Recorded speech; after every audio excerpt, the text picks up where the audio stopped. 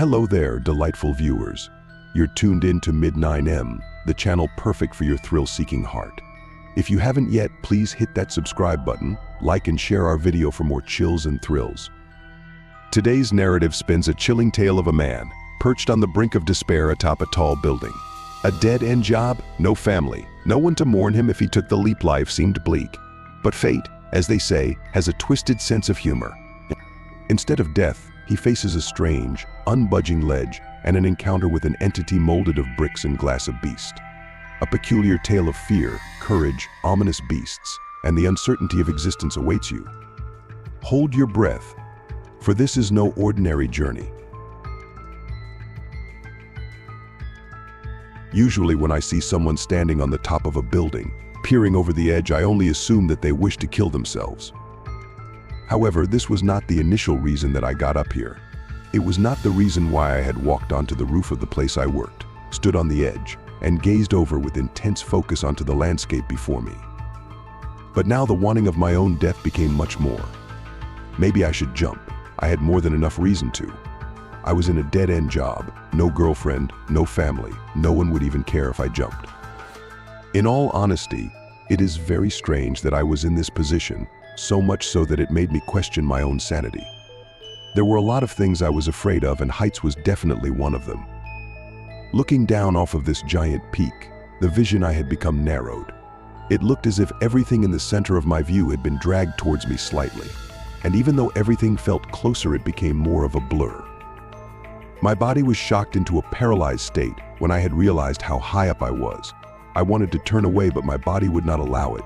I was planted onto this spot, unable to move.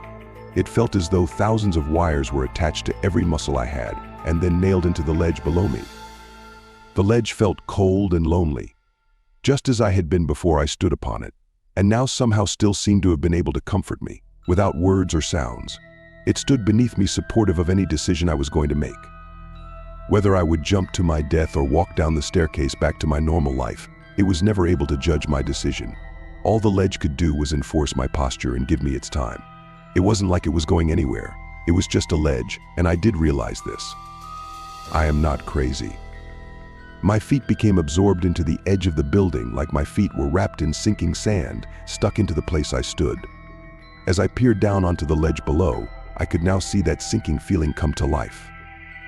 The ledge was now sinking beneath my feet. I could not move.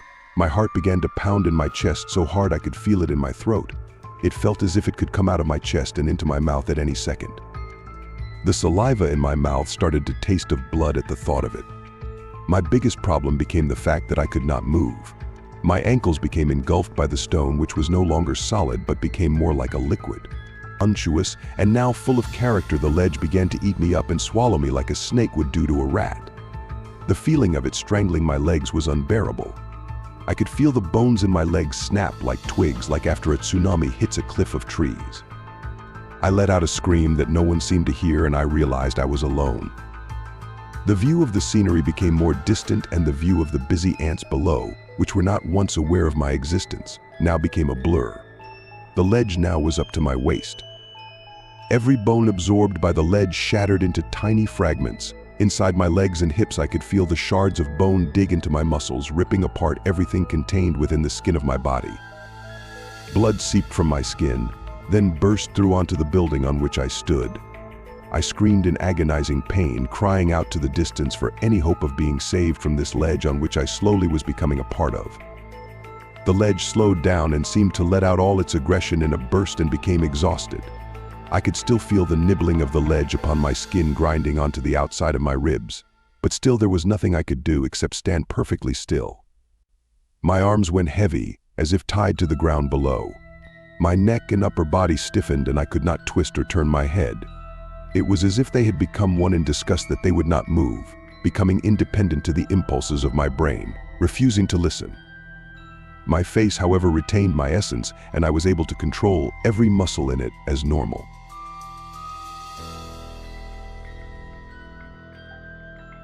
The pain was consistent and never dulled.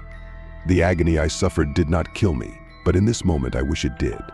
The reason why I came up here became unclear to me, and I for some reason could not recollect any memory before this event. It wasn't like it mattered anyway. I was to die now, and all my thoughts and memories were to die along with me. Across from where I stood, a much taller building came to my attention. It looked as though a face became apparent in the front side of the building facing me. What must have been 100 or 200 meters away was a face, not that of a human or any person that I knew. At first, I could not understand it. It focused its concrete eyes at me and began to animate. After a few seconds, I realized that the face of the building had taken a form of some type of animal that I could only explain as some type of cat or feline. Its neck extended from the building towards me, allowing the features of its head and face to be more accurate and recognizable to my eyes. It really was some type of feline, perhaps even a dog. I could not fully comprehend what it was. A strange creature made out of glass and bricks peered out towards me. The size was huge, easily over 80 feet.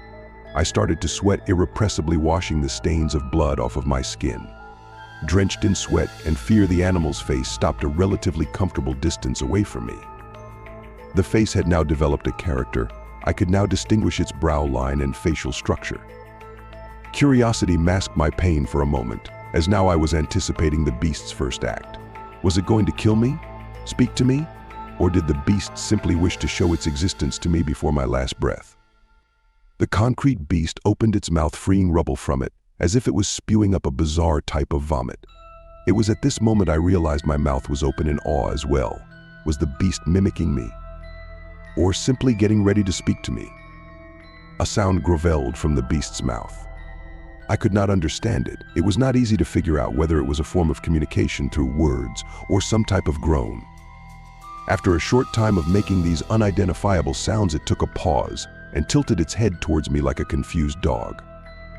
The concrete rubble spiraled on top of its head into ears like a cat. Concaves gathered upon its face in the form of eye sockets, however no holes formed as nostrils. Rubble stopped falling to the ground and the head of the beast had stopped moving. The beast now began to look at me, intensely gazing through me and into my soul. I then sank into a peculiar feeling of serenity. All the pain I felt previously had disappeared and I became calm. The idea of this feeling was alien to me a moment ago, and now it is all I can comprehend. The beast abruptly opened its mouth and with an aggressive pace scooped down onto me. The fear now came rushing back, and when it did so, had all of my physical feeling.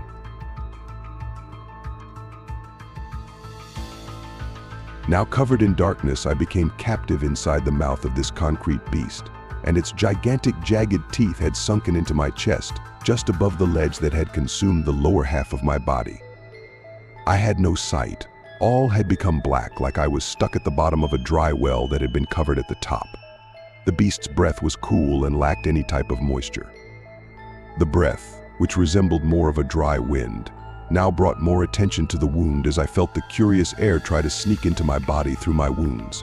My screams echo inside the hollow beast, bouncing off the concrete and into the deep abyss. Blood started to splatter onto my tongue, and from my screams, it then spat across my face and body. My body now split into two. I feel myself falling. The scariest thing was that apart from my screams, I heard nothing else. Nothing apart from my own excruciating pain. It was as if nothing else existed apart from my own anguish. Thoughts sprayed out into my consciousness like my blood did onto the inside of this concrete beast. My mind felt like it was squeezed from the bottom as all my thoughts compressed into the top of my brain, able to explode at any moment, almost like a balloon that has too much air being blown into it. Everything that happened in my mind in that moment felt fast and slow simultaneously. Life didn't manage to flash before my eyes. In actual fact, darkness was my only friend, and before I managed to hit the ground, I closed my eyes. Closing my eyes, I started to feel numbness. Was this even real? Each droplet of blood dripped from my insides as I felt my body and mind fade away. I cannot scream, call for help. Even if I could, would it matter? The overwhelming instinct of staying alive was astonishing. Before all this happened, I was thinking of ending my poor, miserable life. And here I was thinking of any way I could save it. My body turned cold as if I had just thawed out of a giant block of ice. Death was creeping up on me, but I knew it was certain. The Grim Reaper came in its strangest form and decided to end my wretched life for me. In the end, I now understood I was never in control of my death to begin with, and nor did I ever have the choice.